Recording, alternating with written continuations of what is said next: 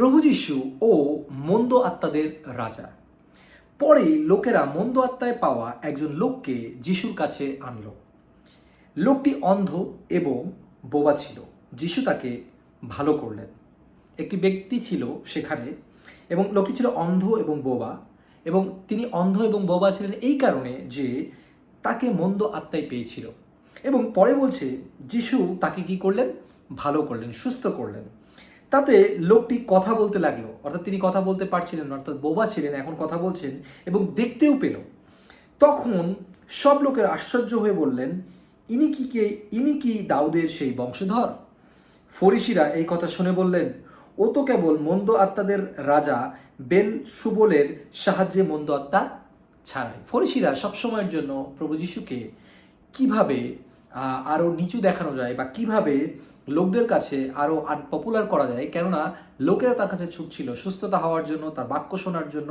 কিন্তু এটা ফরিসি বা সদ্দুকি যারা ছিলেন বা ধর্মীয় যারা নেতারা ছিল তাদের কাছে এই ব্যাপারটা ভালো লাগছিল না। তার জন্য তারা বিভিন্ন রকম মিথ্যা কথা বলে বা ভুল কথা বলার শুরু করেছিল, লোকদের মাঝে ছড়ানোর চেষ্টা করছিল, এবং সেভাবেই তারা বলল। এবং ফরিসিদের মনের চিন্তা বুঝতে পেরেছিল যিশু, এবং তিনি বুঝতে পেরে যিশু তাদের বললেন, যে রাজ্য নিজের মধ্যে ভাগ হয়ে যায় সে রাজ্য ধ্বংস হয়ে যায়। এখানে বলছে যে যদি কোনো একটি রাজ্য থাকে এবং রাজ্যই যদি রাজ্যের বিপক্ষে থাকে, অর্থাৎ সেই রাজ্যের লোকই যদি রাজ্যের লোকের বিপক্ষে থাকে, তাহলে সে রাজ্য কিন্তু ধ্বংস হয়।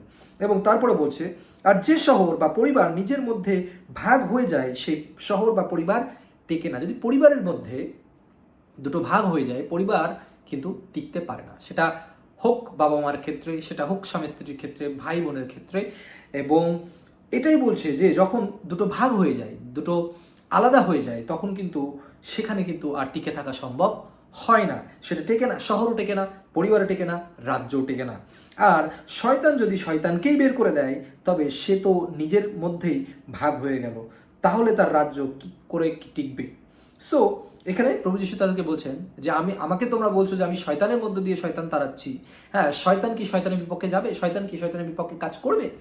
সো এটা কিন্তু এখানে বলা হচ্ছে। এবং আমি যদি বেলজেবুলের সাহায্যেই মন্দ আত্মা ছাড়াই, তবে আপনাদের লোকেরা কার সাহায্যে তাদের ছাড়ায়? প্রশ্ন ছুড়ে দিলেন প্রভু যীশু। আপনারা ঠিক কথা বলেছেন কিনা আপনাদের লোকেরাই তা বিচার করবে। লোকেরাই আপনাদের বিচার করবে যে আপনারা ঠিক বলছেন কিনা। কিন্তু আমি যদি ঈশ্বরের আত্মার সাহায্যে মন্দ আত্মা ছাড়াই, তবে ঈশ্বরের রাজ্যে তো আপনাদের কাছে এসেই গেছে। প্রভু যীশু কি বলছেন? যে আমি যদি ঈশ্বরের আত্মা দ্বারাই মন্দ আত্মা ছাড়াই, তাহলে ঈশ্বরের রাজ্য কি এসে গেছে?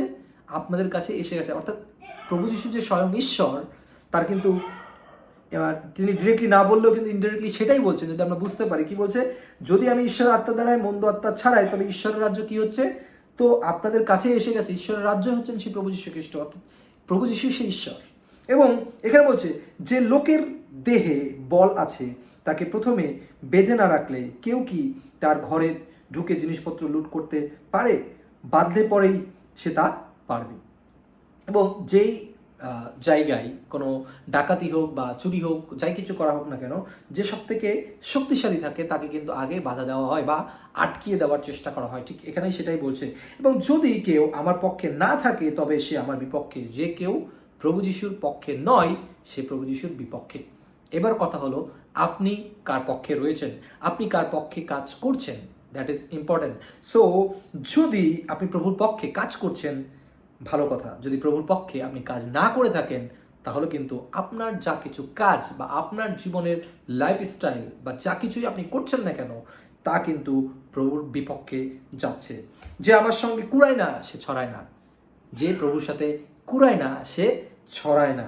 এবং এই জন্য আমি আপনাদের বলছি, মানুষের সমস্ত পাপ এবং ঈশ্বরের বিরুদ্ধে অপমানের কথা ক্ষমা করা হবে। মানুষের বিপক্ষে বা ঈশ্বরের বিপক্ষে অনেক সময় আমরা কথা বলে থাকি, বিশেষ করে মানুষের বিপক্ষে তো বলতেই থাকি সবসময়।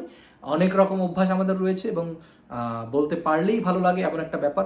এবং কখনো কখনো ঈশ্বরকেও আমরা দোষারোপ করি, ঈশ্বরকেও আমরা অনেক রকমের কথা বলি। এবং তারপরে বলছে কি যে কিন্তু কি পবিত্রতার বিরুদ্ধে অপমানের কথা ক্ষমা করা হবে না।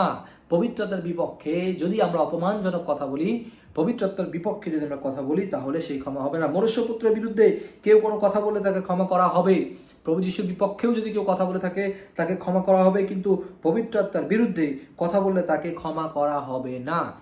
সো যদি আপনি জিজ্ঞাসা করেন যে কোন পাপের ক্ষমা নেই, তার মধ্যে অন্যতম একটি বিষয় হলো যে পবিত্র আত্মার বিরুদ্ধে যে কেউ কথা বলে, পবিত্র আত্মাকে নিয়ে যে সমালোচনা করে, ভুল শিক্ষা দেয়, ভুল কথা বলে, মিথ্যা সাক্ষ্য দেয় এবং বিভিন্ন রকম ভুল কথা বা বিরুদ্ধে গিয়ে কাজ করে, তাদের কিন্তু ক্ষমা হবে না। এবং সেটা বলছে কি, এই যুগেও নয়, আগামী যুগেও নয়।